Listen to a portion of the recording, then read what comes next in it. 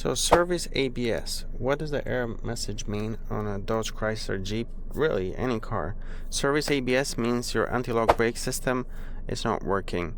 If your brake light is on and red, or the brake light, the parking brakes are not engaged, shouldn't do anything with the parking brake, but if you see the brake light on, that can be a serious thing, and you might lose brakes while you're driving, so make sure to not drive with the brake light on. But if you just see service ABS is the next safety feature, the next step that allows you to the car to so it doesn't when you brake under emergencies, the wheels don't lock up, so the braking distance is shorter, because if once the wheels lock up, then you can take longer. That's what ABS is supposed to do, kind of shorten that braking distance by preventing vehicle skid and wheel lock. But if you get the error message, the brakes might work just fine, it just means the anti-lock brake system is not functioning, so you can take a little longer to bring the car to a stop.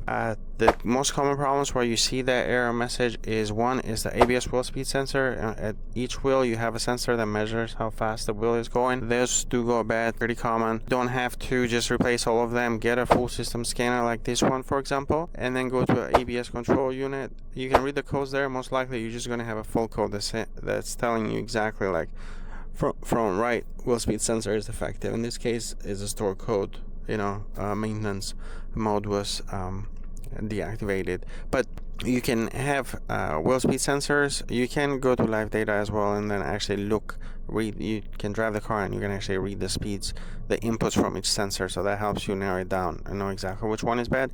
The second common problem that goes bad and where you get ABS is actually steering angle sensor right behind here.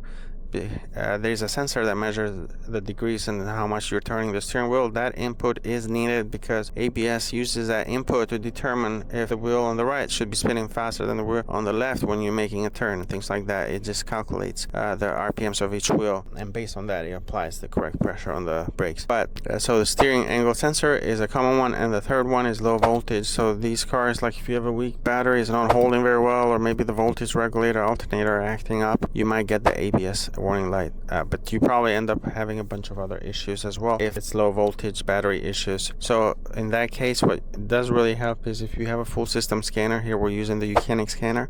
You can go to quick scan, and then what this does, it will go through every control unit and it'll read the codes, and at the end you get a list of those full codes. And then on the mechanic scanner we also have an AI feature, so you have a code there that you don't know what that means. You can click the AI feature, it will give you a description what the code means, and I'll give you most likely causes and things for you to look at. So that's included with a mechanic, and you can see this is going through all the control units, but the control unit has a number of full codes present. Once this is done, you can click on these arrows and you can see the codes, but you also get a report at the end, so it has all the codes listed together. So we can take a quick look at this one here. It's almost done. Hit report.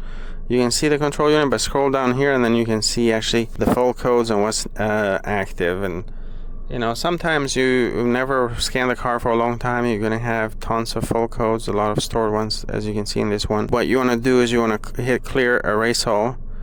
You can see all those stored ones. You really don't need to worry for the most part. You can go back, save it as a report in case you need to look at this again, but hit erase and they'll go through every single control unit, erase those codes for you, and then you can drive the car a couple more times if the car is drivable and if it's safe to drive, and then rescan it, and then you'll see the codes that come back and what you actually need to focus on, instead of being concerned that there's way too many full codes on the car, because there might be.